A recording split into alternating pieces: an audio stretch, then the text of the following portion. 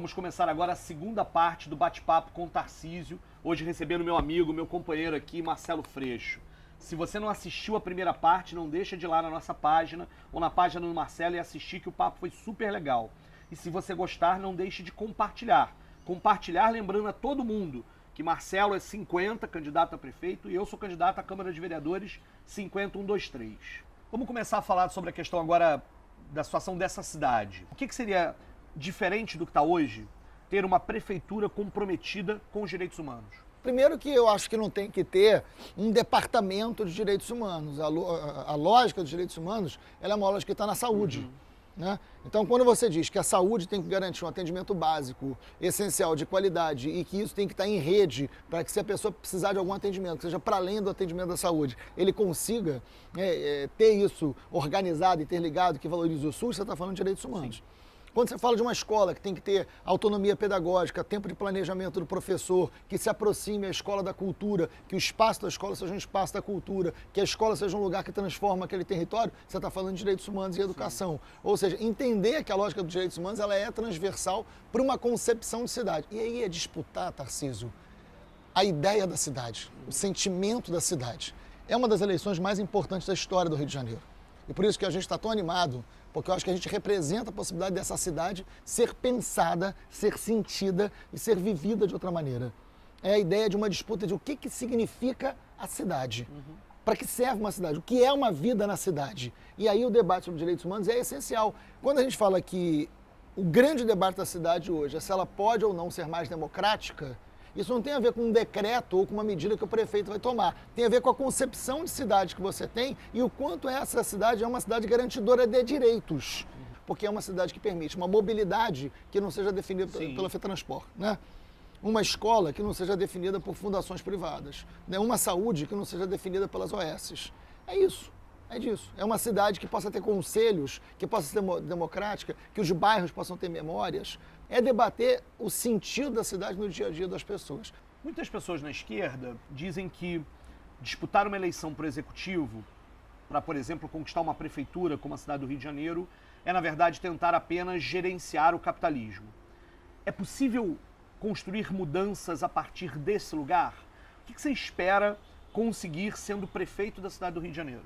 A primeira coisa é que eu não vou conseguir nada sozinho, né? Isso não é um projeto pessoal, por mais que tenha o nosso empenho pessoal, o seu, o meu, de tantos companheiros e companheiras. Tem muita gente da imprensa que me faz essa provocação. Mas vocês vão transformar o Rio de Janeiro num espaço socialista? Eu falei, a gente está disputando uma eleição, não está fazendo uma revolução. Né? Eu sempre respondo isso para acalmar os ânimos. Né? É uma disputa eleitoral. Muitas das medidas que a gente está propondo, que as pessoas dizem, mas não é muito radical, são medidas de mercado. São medidas de mercado, só que é uma medida de mercado que não concentra renda, né, que pode gerar emprego. Quando a gente pensa em polos gastronômicos que possam gerar emprego, isso não tem nada de comunista, né? Mas eu entendo que aquilo ali vai gerar mais emprego para uma juventude, que é uma juventude que precisa de emprego, e esse é um setor da economia que mais emprega jovem. Então a gente quer que tenha polo gastronômico no lugar onde tenha mais jovens desempregados, porque isso é pensar a cidade para além da lógica do lucro do cara que vai abrir o polo gastronômico, mas em quem ele vai empregar. Sim.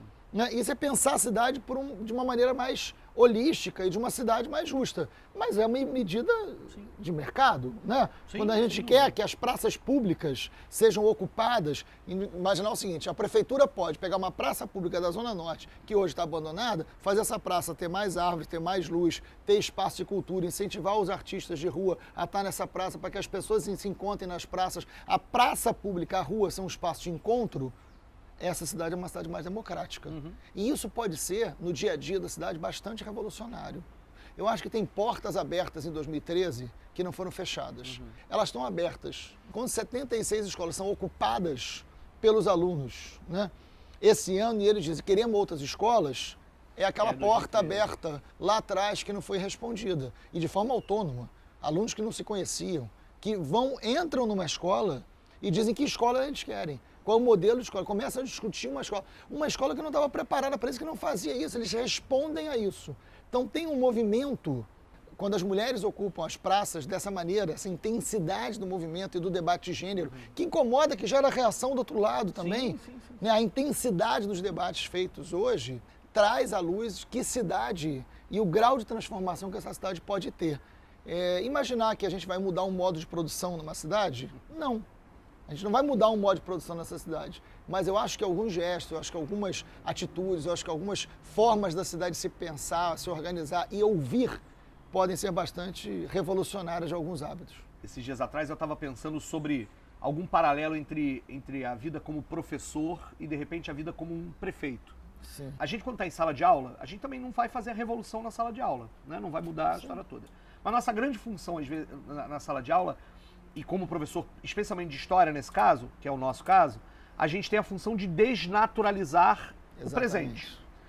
A possibilidade que uma prefeitura tem de tomar medidas antissistêmicas, né, por mais que elas possam ser medidas ainda por dentro do mercado, mas que elas possam caminhar e apontar para um outro sentido, elas permitem que as pessoas possam desnaturalizar aquilo que elas estão acostumadas a viver. Exatamente. Eu não tenho dúvida de que uma prefeitura que consiga implantar um sistema onde existam conselhos de bairro funcionando, onde as regiões administrativas não sejam cabides de indicação política para currais eleitorais. Para eleger vereador da base. Para eleger vereador depois da base, mas que seja um espaço onde as pessoas possam discutir o seu bairro, a sua praça, o seu lugar, que a gente consiga construir essa possibilidade de que as pessoas tenham poder. Isso não vai ser a revolução, mas é um passo fundamental para que as pessoas percebam a possibilidade de superação da atual realidade. É tentar dizer que a cidade pode ser diferente. Exatamente. Né, não, e coisas que, a princípio, são relativamente simples, mas que estão tão distantes que as pessoas imaginam um grau de complexidade que elas não têm.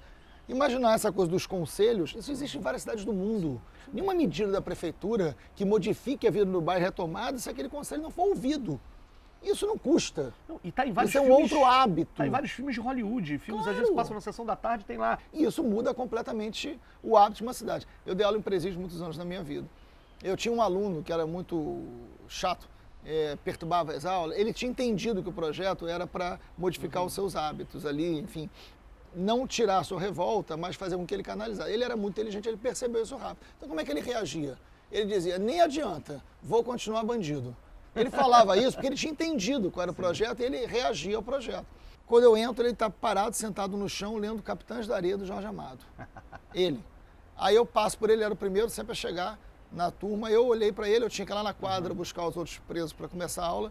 Aí passei por ele e brinquei. Falei, aí, hein, preso perigoso, lendo Jorge Amado. Mas eu sabia que ele era irritado, que ele ia brigar comigo. Aí eu fui andei mais rápido. Né? Ele levantou, veio atrás de mim, eu andei mais rápido ainda.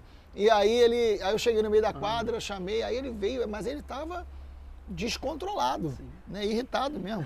E aí ele falou assim, pô, você tá tirando onda com a minha cara, professor? Aí os outros presos não gostaram da maneira dele falar comigo, professor muito respeitado. Aí ele vai chegar para mim e fala o seguinte, eu sou mais perigoso que você imagina. Aí eu falei, vai começar aquela ladainha toda de novo para dizer que ele é... Aí, sabe por que eu sou mais perigoso? Porque eu larguei a arma para pegar num livro. Aí aquilo, naquele momento, era algo muito revolucionário. Claro. Era algo muito transformador, né? Ninguém definiu melhor todo o projeto de educação popular de anos dentro da cadeia do que ele, naquele momento de explosão dele. Ali tinha uma revolução acontecendo, ali tinha uma grande mudança acontecendo. Aí você fala, mas foi valeu. Eu acho, sinceramente, de que a gente está disputando essa cidade com uma possibilidade real de fazer muita transformação na cidade, de fazer muita mudança na cidade. Porque isso, inclusive, vai permitir que as pessoas possam perceber, de fato, o que será um projeto de esquerda para uma cidade como essa. E que já acontece na maneira de disputá-la, né, Tarcísio? Claro. Quando a gente faz o Se a Cidade Fosse Nossa, e mais de 5.000 pessoas se encontram com a gente para propor algo da cidade, a maneira de disputar essa cidade, a forma de disputar essa cidade já é transformadora da lógica política. Quando a gente faz uma aliança de esquerda, chamando o PCB, o Movimento Sem Teto, o Movimento Sem Terra, o Consulta, o Levante, as Brigadas, né? Quando a gente chama esses movimentos todos, esse conjunto de professores, de artistas, enfim, de trabalhadores, de garis, que se aproximam da gente para dizer tem uma outra cidade e a gente não faz cálculo de tempo eleitoral, de tempo de TV, não, a gente está discutindo um programa, a gente tem alegria, a gente tem afeto, a gente vai para as ruas, a gente vai para as redes, a gente faz um financiamento coletivo que bomba, é o maior financiamento coletivo em quantidade de pessoas da história do Brasil, porque as pessoas acreditam, vão. Isso é transformador. Só que a diferença desse ano é que essa transformação vitoriosa, revolucionária, desse hábito, pode gerar uma vitória eleitoral também. A gente pode casar essas duas coisas e está muito perto de acontecer. Marcelo, eu queria muito te agradecer por você ter vindo aqui no Bate-Papo com o Tarcísio. Foi um papo ótimo. Espero que você tenha gostado aí em casa, porque muito. a gente tentou fazer uma entrevista diferente dessas milhares de entrevistas que o Marcelo está fazendo agora. E, camarada, você sabe que a Primavera Carioca em 2012 despertou muita gente para a política. Foi um momento, talvez, em que o projeto do PSOL, que era um projeto que a gente vinha construindo já desde 2005, fez todo sentido e tinha juntado tanta gente boa. E essa campanha agora de 2016 está espetacular também. Eu queria te agradecer, porque eu sei que o projeto é coletivo, mas eu sei o quanto é também importante que as pessoas que encarnem esse projeto sejam fundamentais. Então, para nós, é fundamental que você esteja aqui hoje, batendo papo, como é fundamental que você em casa não esqueça de votar no 50, e também no 50, 123. 50, 123. Esse número é bom. Isso, não é bom? Dá É sorte. bom, dá sorte. Então, muito obrigado por você ter vindo aqui, camarada. Muito obrigado. Você sabe que a gente está junto, né? Eu que agradeço muitíssimo, porque assim, eu acredito muito na política feita com afeto. E eu acho que tu encarna muito isso, né? Você, sem dúvida alguma, é uma das pessoas mais queridas, né, da esquerda. E não é só pela alegria das tuas fantasias, né? É pela alegria da vida, que a tua fantasia encarna. A tua fantasia é uma maneira de apresentar Tarcísio também. Né? É o contrário, não é você que apresenta as fantasias, são as fantasias que apresentam você, né? E eu sempre tive essa leitura de muito carinho, de muito afeto, muita admiração. Então, poder estar aqui, de alguma maneira, é representar também um pouco de tudo que eu sempre senti por você ao longo da nossa história, que é longa, né? E saber que a gente está junto nesse projeto de cidade, nesse projeto de construção partidária, enfim, indo junto a tantos lugares. A gente estava ontem à noite, até 11h30 da noite, né, juntos. É também uma dose de prazer muito grande. Então, é um prazer imenso estar aqui contigo. E assim a gente encerra mais esse bate-papo com o Tarcísio. Se você gostou, não deixe de compartilhar. E agora, claro, né, vai compartilhar, lembrando as pessoas para votar no 50 e no 50 123, né? Estamos nessa disputa eleitoral, porque a gente tem muito a construir, muito a fazer, tem muito a mudar nesse Rio de Janeiro. Só a luta muda a vida e é possível. É possível. Até a próxima.